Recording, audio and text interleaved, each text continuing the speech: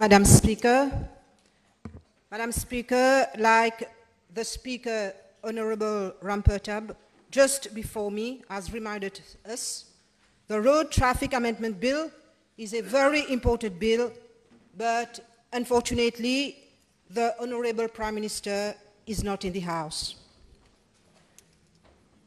Madame la Présidente, j'ai été la première personne dans ce Parlement à proposer, et cela depuis 2015, des tests de détection de drogue sur les chauffeurs, en plus de tests de détection d'alcool.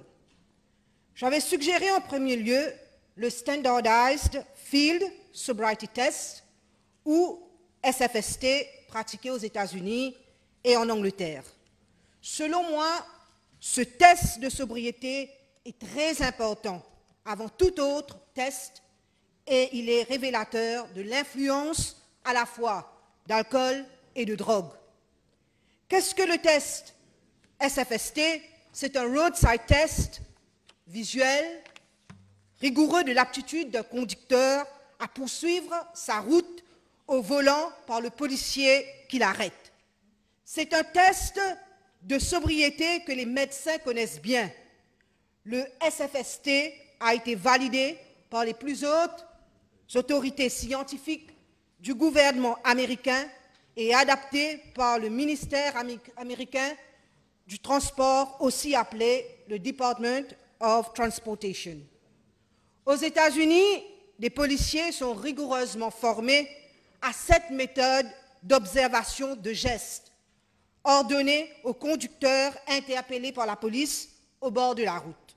Ce test est une observation visuelle pouvant déterminer si le conducteur maîtrise ou non son corps, son équilibre sur ses deux jambes, les mouvements de ses yeux. C'est un test validé par la loi et l'Académie des sciences. Je dépose pour aider le ministre une copie d'un document du gouvernement américain en 2 pages décrivant ce test tel que pratiqué par la police de la route aux États-Unis d'Amérique. Le document est intitulé « The National Highway Traffic Safety Administration Standardized Field Sobriety Testing Procedures ». Madam Speaker, police stopping drivers in Mauritius have no serious training in SFST. There's an urgent need for proper SFST training for all police officers on traffic duties. Entraînement rigoureux et systématique avec l'aide des médecins. Honorable Balumudi has proposed a good amendment for drivers who kill people when intoxicated, and I also agree with Honorable Béranger for his good and positive proposals. Ensuite, il y a une deuxième étape, soit les tests du sang du conducteur en laboratoire. C'est à ce moment qu'on détermine la présence et le pourcentage de toute substance intoxicante, drogue ou alcool ou médicament. Je dépose maintenant un document en 5 pages du gouvernement américain intitulé, je cite, « US Department of Transportation, DOT, Office of the Secretary, Office of Drug and Alcohol Policy and Compliance, Best Practices for DOT Random Drug and Alcohol Testing ». Le DOT, c'est le Department of Transportation. Enfin, Madame la Présidente, je vais aussi suggérer au ministre de légiférer pour que, comme aux États-Unis, les entreprises et les commerces employant plus de 5 ou 10 chauffeurs de faire tester randomly ou régulièrement, au moins chaque mois, leurs chauffeurs pour l'alcoolisme et la consommation addictive de drogue. Ces entreprises doivent être les premiers responsables sous la loi de la bonne tenue et de l'état de sobriété de leurs chauffeurs opérants, souvent à des vitesses extraordinaires et inacceptables.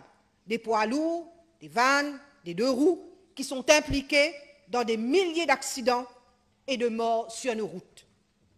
Aucun gouvernement ne peut continuer à se croiser les bras, comme c'est toujours le cas, et à fermer les yeux sur le progrès dans les sciences et techniques de détection des diverses substances intoxicantes chez les chauffeurs et conducteurs opérant sur nos routes.